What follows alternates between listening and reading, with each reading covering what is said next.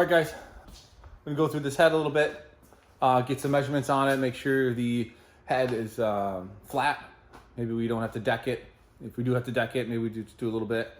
But I'm gonna head over to my brother's today and get some numbers on this thing to see kind of where it's at.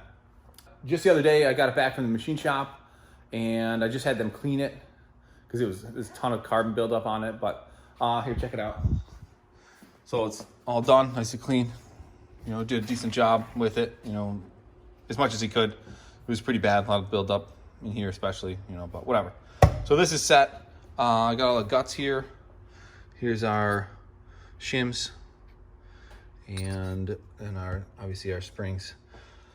So we'll put everything back together. I'm not sure if I'm gonna buy new valve springs.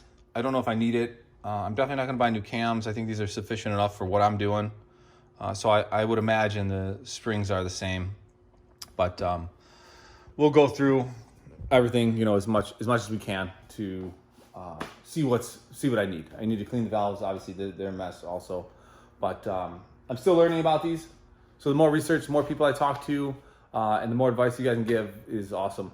So I think we're heading in the right direction. But let's get over there and see what we got.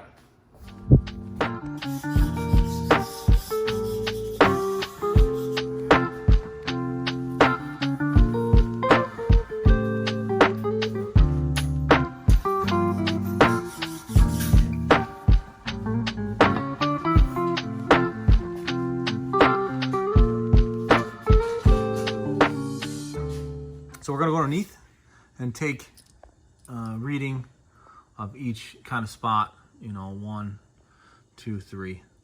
And we'll do the same, you know, on this side, just so we can get like an indication of if this is flat or not. So let's go ahead and do that. My father knows best on this stuff, so I kind of let him take the reins with this sort of stuff. So let's see what's up. 3 points eliminate all the rock. It's optimum position for a part, so it can be checked for flatness.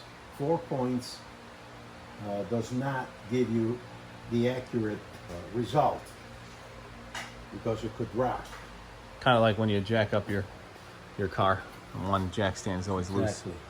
This one side right here, you set up 0 and we have 5/10 of an inch of error.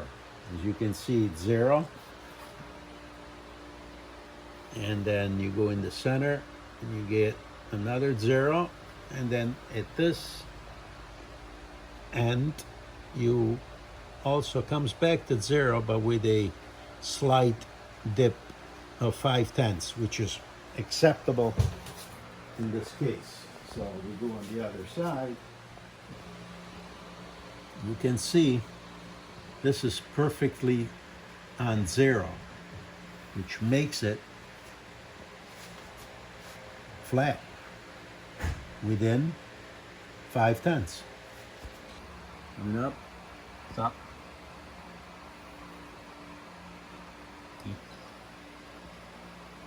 That is 0 also. You don't want too much pressure on the indicator. I'm going there too almost. That's here in the hole. It's No. 0. 1,000. 5/10. Yeah. There's your 0. There's your 0 also. Back out and going back in there again. Yep, there's 0. Go in a little more. 0 there. Yep. You're 5/10. This is better than 1,000. All right, guys, there you go.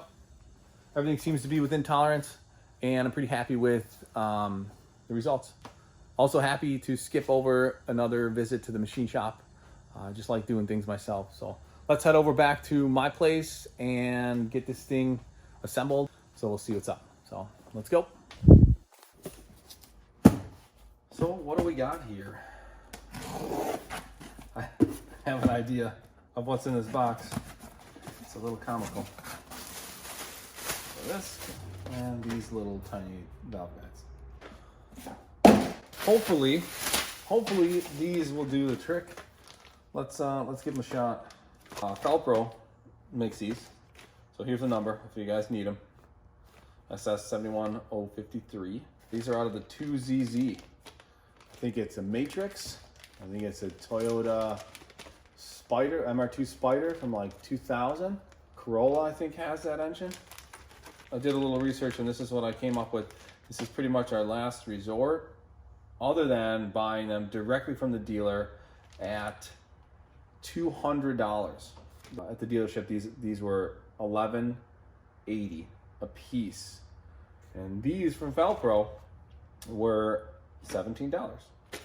These from SuperTech were $20 for the set.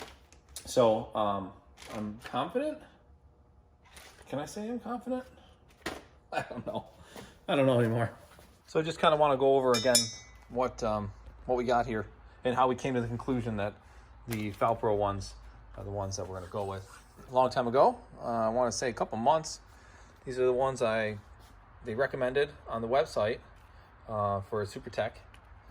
And what we found that is I kind of decoded their numbers, which I should have did that before I ordered them, but this is what they called for. TS6i, intake, exhaust. 6 meaning 6 millimeter size on your valve. Incorrect. So the next ones we went with from a phone call to SuperTech were these. The VS T5.5E exhaust.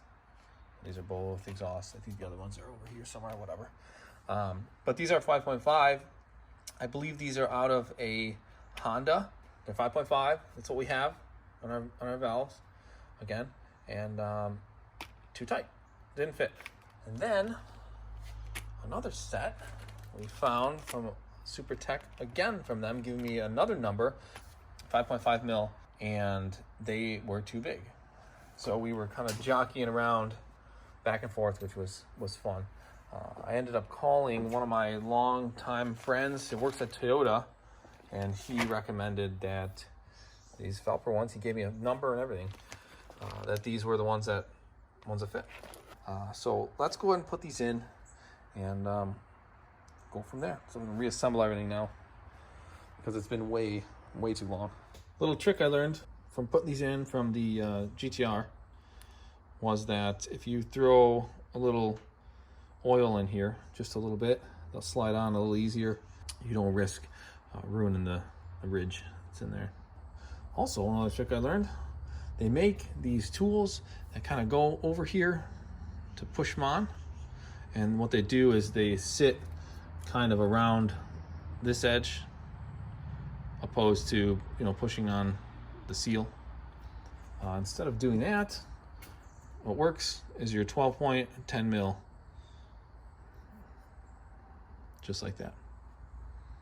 Go ahead and get this on with the pliers first, just to kind of set everything in place. You don't need to use a hammer, like some people do. They will go fairly easy if you kind of get your oil going. That's it. Put another one in here.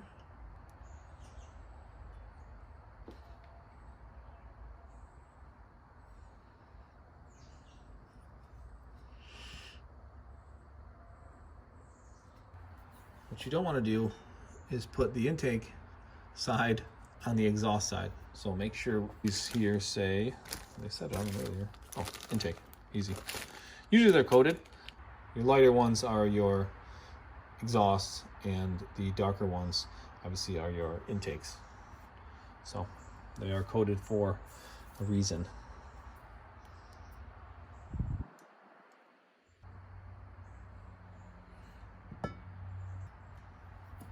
You can kind of feel them snap in. You don't really need much force unless you're using the wrong seals. I think SuperTech seals, they may be a little tighter than the OEM ones. I don't know, I didn't really notice a difference between the SuperTech seals opposed to like an OEM style from my from my experience. So right now I'm going to work on my intake side first. I'm going to put my valves in, and then after that we can put our springs on and so forth. And then your retainers, stick one in here like that, stick the other one in here like that.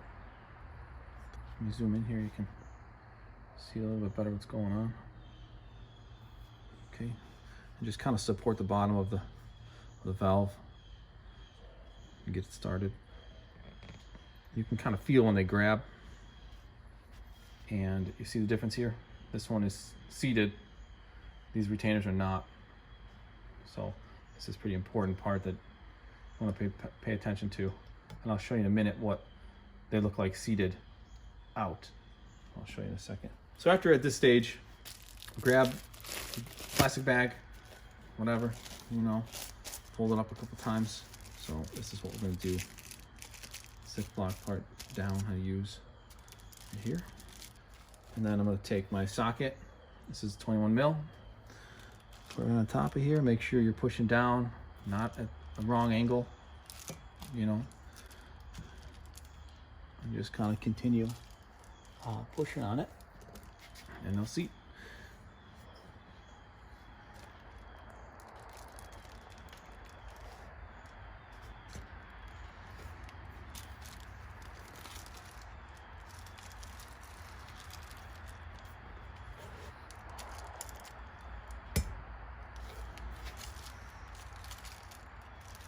That's it. So let's recreate kind of what we did. Stick these in here the same. Okay. So let's go ahead and put our finger over here. I want to put this in. Kind of show you guys where we were at. This is where it was. And then this is where you need to be. So you can tell the difference between the two. And without the top hat in there, this is what you want. You can tell the ridge, opposed to being where we had it at first. We want it here. You can see that they're seated there nicely. All the same.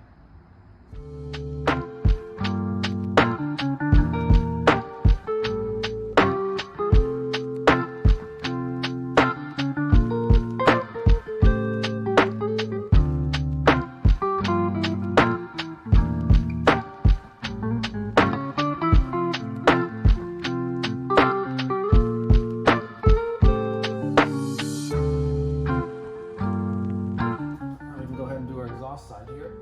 Turn this thing around.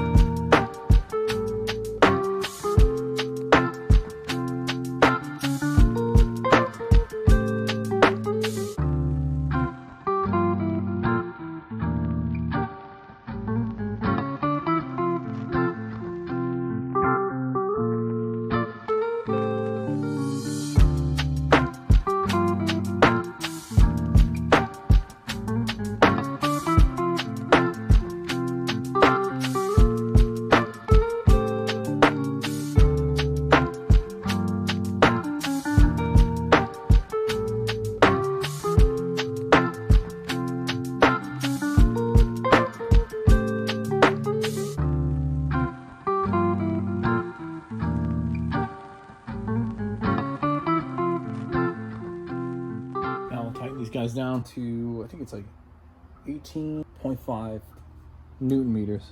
I'll do the math on that if you don't have a Newton meter torque wrench.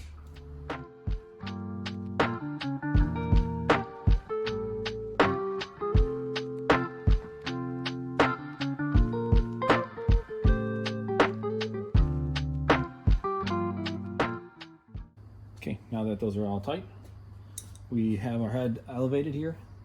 And the reason for that, obviously, is because our valves are going to be opening up. So make sure we have clearance between that as well as our height. So I'm gonna go ahead and rotate the cams, just like 1 revolution.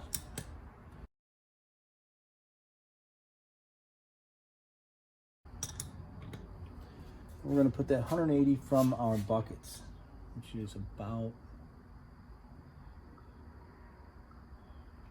there. This is the shim kit I'm going to be using.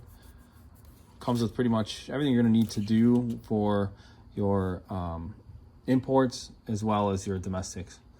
But these have everything, you know, you should be pretty good with these. Here is the part number. You can kind of screenshot it or whatever, freeze it if you need to see what's up. And that's it. Usually if I need anything past, you know, 0.015, I usually will just double up, you know, and subtract and figure it out. You can like sandwich them, figure out what you need.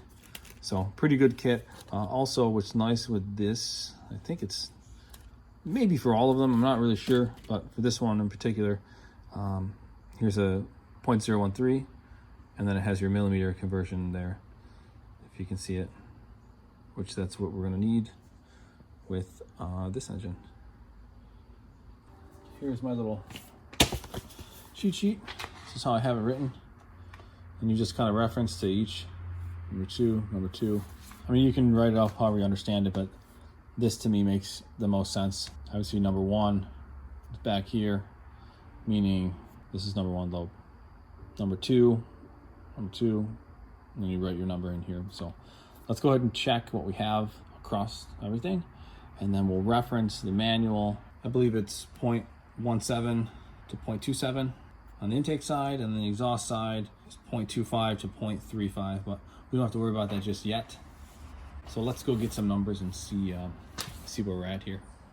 Let's see, this is 1, 2, 3, 4, 5, 6. So we're gonna work on number 5 right now. I'm gonna take 0.009 to start, I guess. Start kind of thin. And that goes in there as expected. 0.010. Oh, 0.010 does not go in there.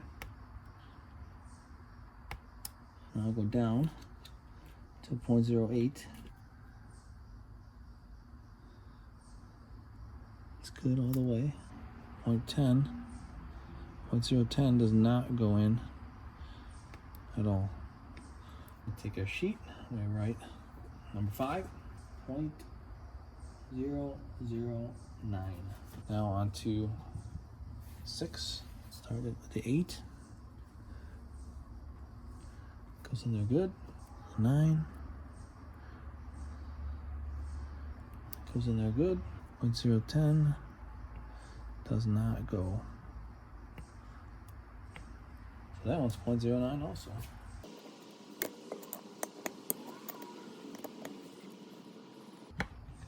Again, starting with 008 on 3. 0.009. 0.010. That one goes and is tight. 0.011. Nope. So number 3 is 0.010 on the 1, 2, 3. And then number 4 here. I have a feeling these are within 0.009 and 0.010. The whole engine is like that, yeah. Or the whole intake side, for the least. There's your 10. 0.010 on number 4. Well, you have the idea. So I'm gonna go ahead and finish the rest of this, get some numbers and see how out of tolerance or in tolerance we are.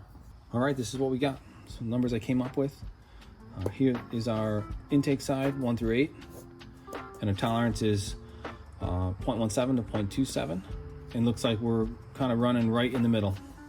0.25, you know, a couple smaller, 0.22.